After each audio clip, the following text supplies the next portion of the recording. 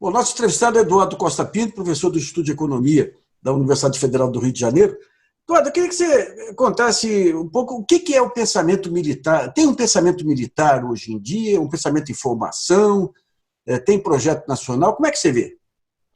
Vamos lá, Nassif, sendo bem direto. Eu acho que nesse momento não tem um pensamento militar associado à questão nacional. O que tem hoje do pensamento militar associado à ideia de pátria, a ideia de um patriotismo territorial, como se eles fossem os responsáveis por resolver todos os problemas do Brasil. Não por acaso, se você olhar os tweets recentes de boa parte de generais, eles evocam Guararapes, como se o exército viesse, inclusive, antes da própria nação. Ou seja, como se eles fossem, inclusive, a própria identidade nacional.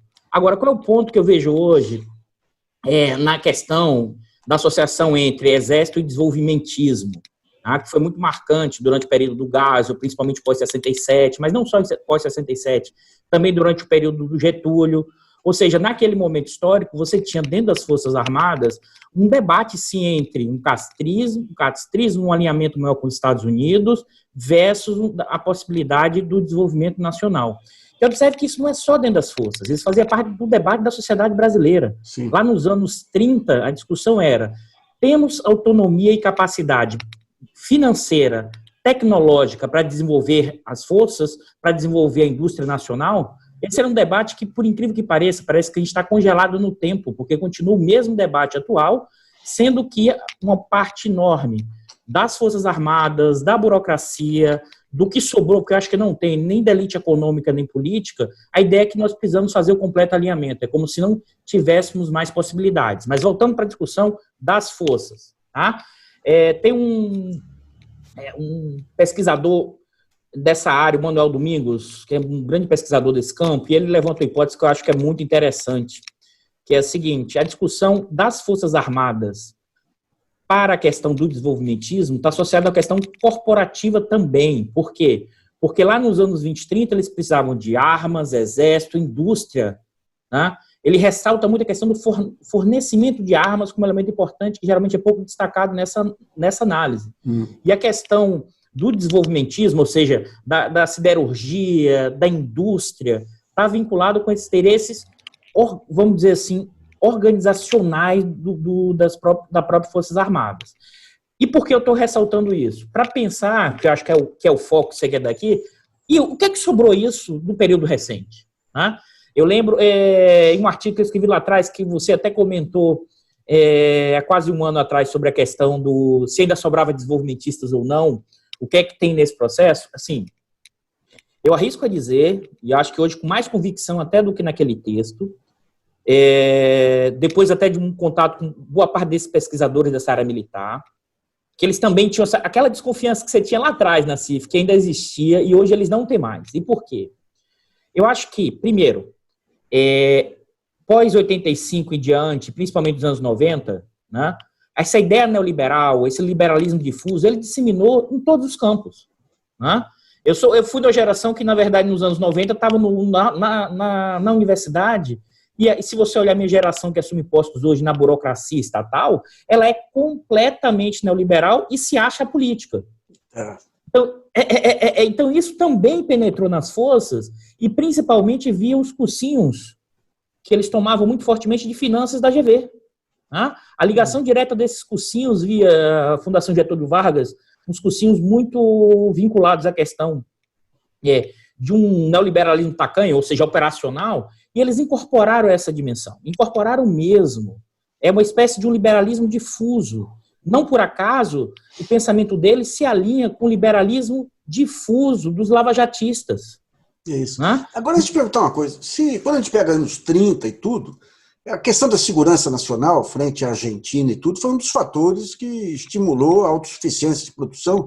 Agora, a pandemia está mostrando vulnerabilidade nacional em tudo quanto é campo aí.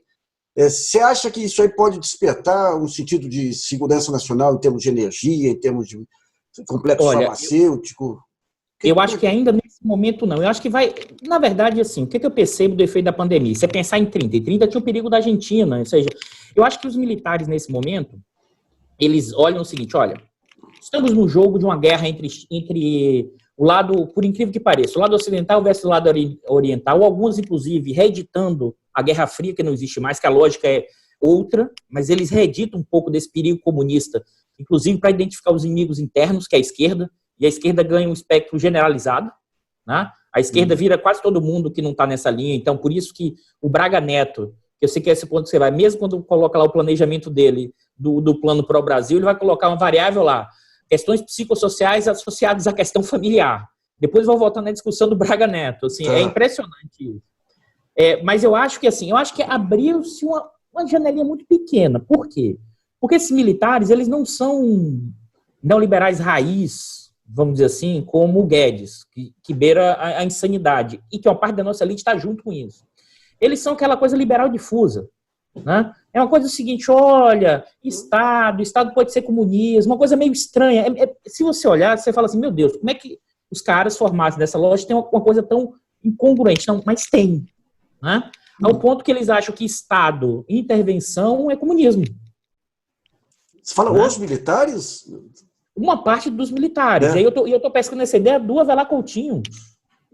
Né? E é mais do que isso. O Mourão na fala dele na maçonaria em novembro de 2017, vai citar essa discussão, ali que foi o momento da intervenção, mas eu nem quero, na questão econômica. Né? Ele e também o general do clube militar vai falar assim, não, a China deu certo, sabe por quê? Porque a China liberalizou. Assim, isso eu vi em entrevista numa rádio aqui do Rio, o chefe, ou seja, tem uma dificuldade de incorporar, tá? E eu acho que também tem que ter análise que é o seguinte, na transição do regime militar, e como eles perderam muita legitimidade, né? Eles meio que talvez tenham acoplado a ideia dessa perda de legitimidade, a maior intervenção do Geisel e a perda de conexão com os empresários. Como os nossos empresários estão querendo a mudança de regime, que mudança de regime é essa? É uma mudança profunda, que não só destruir a Constituição de 88, mas desconstruir tudo que foi feito a partir do Vargas, dessa relação Estado-mercado, Estado trabalhadores e capitalistas e trabalhadores. Ou seja, é como se eles tivessem o seguinte, eles estão no Manaus, eles começaram, aí talvez seja a franja, eles começaram a perceber que, caramba, o Guedes fala que vai entregar, mas não entrega, não cresce.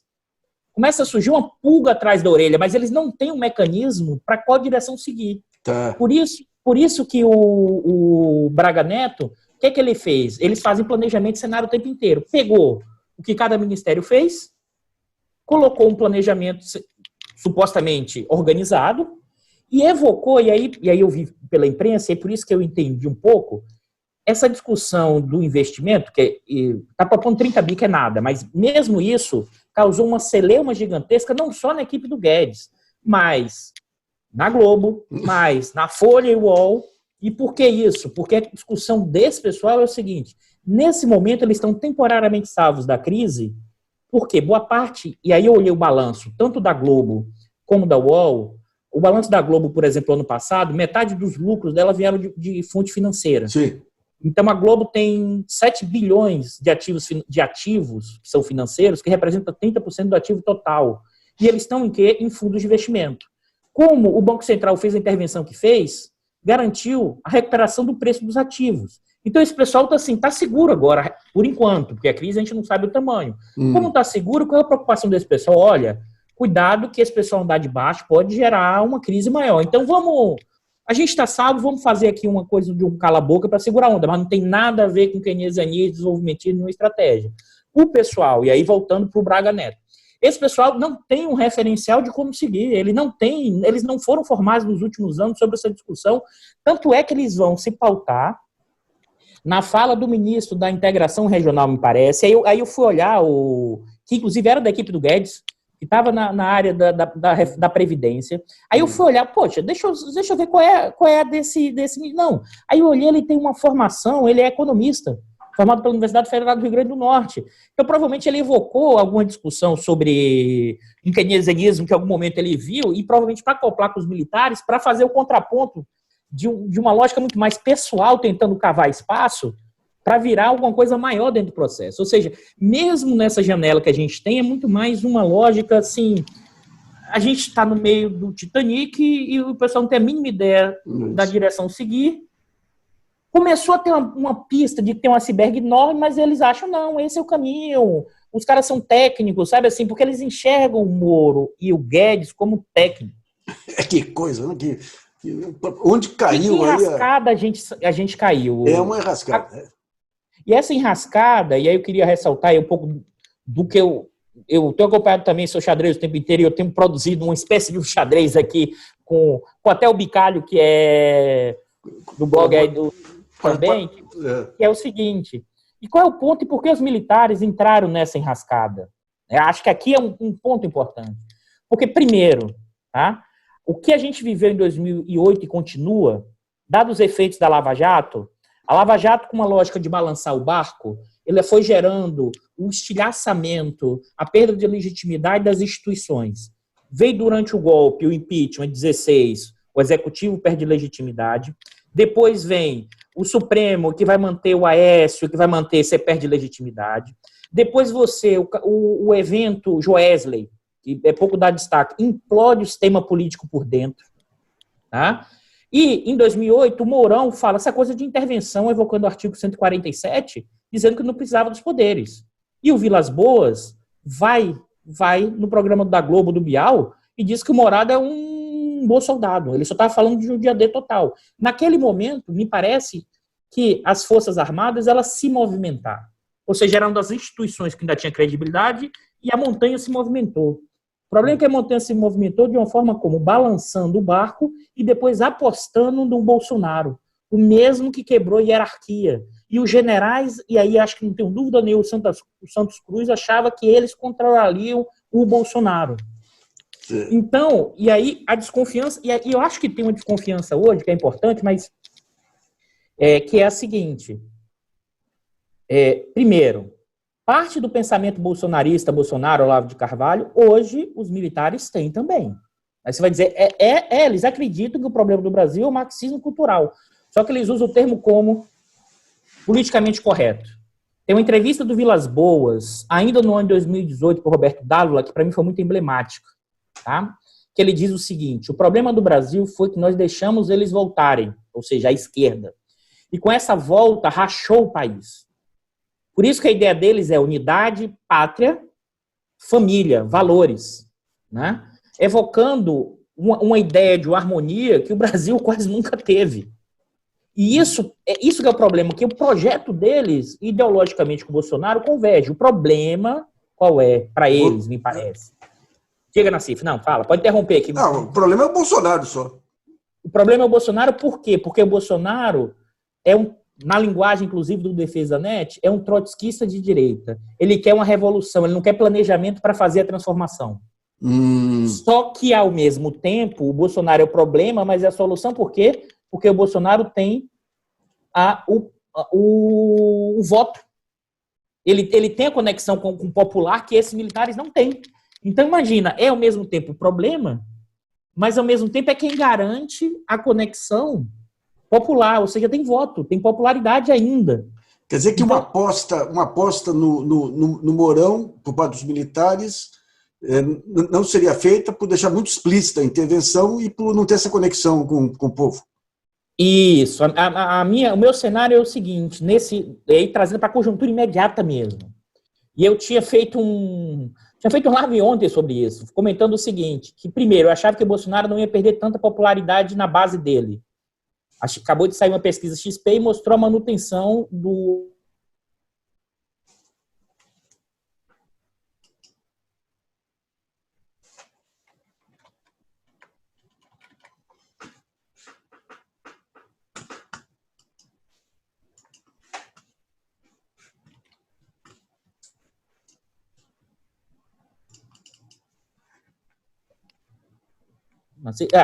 dessa popularidade, tá? Sim, o Bolsonaro se torna descartável. Tá? Aí sim, não é que eles vão dar um golpe clássico, mas eles sinalizam para o Congresso que pode dar o golpe. Ou seja, nós vivemos uma democracia incompleta desde 2008, desde o balançar do barco do Vilas Boas. Não é que o Exército virou poder moderador, mas ele virou poder de veto. E é por isso que a gente tem que ter muito mais cuidado da análise, porque senão a gente fica projetando 2022 como se fosse novamente um cenário normal, como não foi em 18. Acho que esse é o ponto que a gente tem que... Acho que a esquerda tem que entender um pouco dessa dinâmica. Eu acho que a gente está muito... As pessoas estão muito... como está muito difícil, tanto na quarentena como na situação, as pessoas ficam esperando assim, o Exército vai dar racionalidade. É um erro gigantesco que a imprensa criou da ideia. A racionalidade de um lado e Clã Bolsonaro por outro. É um erro de avaliação. E eles passaram a acreditar tanto que agora eles entraram eles mesmos nesse imbróglio. O que aconteceu agora? Os militares dentro das forças ficaram estabelecidos. Agora, onde tem uma fissura, me parece, aí não dá para ter certeza, é que o pessoal da ativa, principalmente o alto comando, na figura do Pujol, eles têm alguma desconfiança com o Bolsonaro, e é evidente depois do que aconteceu com o Santos Cruz. Não por acaso, a imprensa deu pouco destaque, no dia, eu não lembro agora qual é a data em outubro, mas no dia do soldado, o Pujol leu a ordem, tá? E o Bolsonaro estava presente. E eram 2 páginas. Isso está gravado em vídeo e tem também na ordem do dia. E ele citou 2 parágrafos de citação direta ao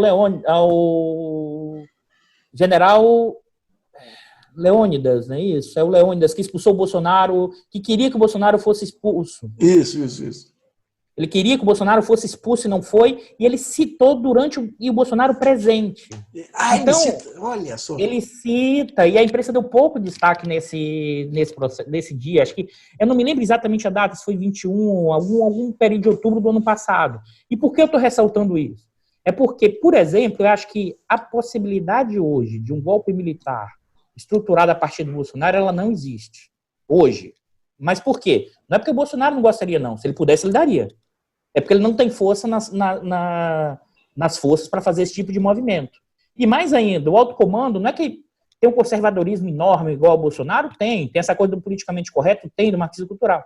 Mas o problema é que eu vejo que o alto comando tem uma preocupação enorme. Se tem um fechamento desse tipo, Bolsonaro corta a cabeça deles. A questão da hierarquia, ou seja, tem uma preocupação, inclusive, de perda de comando nesse processo.